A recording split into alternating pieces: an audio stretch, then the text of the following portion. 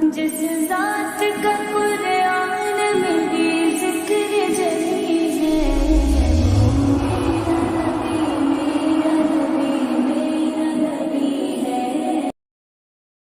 حضرت طلحہ بن عبید اللہ رضی اللہ تعالی عنہ نبی کریم صلی اللہ علیہ وآلہ وسلم کی بارگاہ میں حاضر ہو کر عرض کرتے ہیں،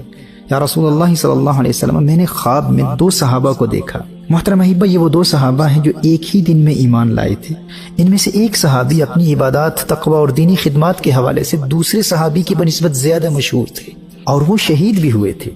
اور یہ دوسرے صحابی سے 1 سال قبل جام شہادت نوش فرما چکے تھے، اور دوسرے صحابی کا انتقال 1 سال بعد ہوتا ہے اور وہ شہید بھی نہیں ہے۔ حضرت طلحہ بن عبید اللہ رضی اللہ تعالیٰ عنہ عرض کرتے ہیں کہ یا رسول اللہ صلی اللہ علیہ وسلم، میں خواب میں دیکھتا ہوں کہ میں جنت کے دروازوں کے سامنے کھڑا ہوں، اور یہ دونوں صحابہ جو ایک ہی دن ایمان لائے تھے یہ بھی وہاں موجود ہیں۔ پھر ایک فرشتہ جنت سے آتا ہے، اور وہ صحابی جن کا انتقال 1 سال بعد ہوا، جو شہید بھی نہیں ہیں اور تقوی اور پرہیزگاری کے حوالے سے پہلے صحابی جیسی شہرت بھی نہیں رکھتے، لیکن عجیب بات یہ ہے کہ یہ فرشتہ آتا ہے اور ان دوسرے صحابی کو جنت میں پہلے داخل کرتا ہے، اور پھر ان کے بعد واپس آ کر اس شہید صحابی کو جنت میں داخل کرتا ہے، اور پھر یہ فرشتہ تیسری مرتبہ آ کر مجھے کہتا ہے، یعنی حضرت طلحہ رضی اللہ تعالیٰ عنہ سے فرماتا ہے کہ آپ واپس چلے جائیں، ابھی آپ کا وقت نہیں آیا۔ یا رسول اللہ صلی اللہ علیہ وسلم، یہ دونوں صحابی ایک ہی دن ایمان لائے تھے، لیکن 1 سال پہلے انتقال کرنے والے صحابی جو اپنی عبادات اور تقوی کے حوالے سے مشہور بھی ہیں اور شہید بھی ہیں،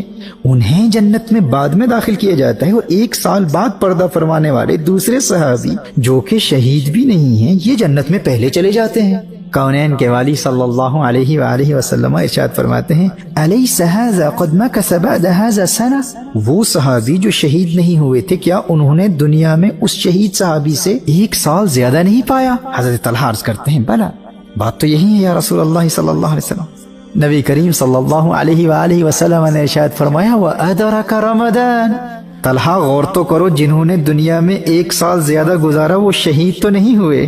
انہیں شہادت تو نہ ملی، لیکن انہیں ایک اور رمضان تو مل گیا نا۔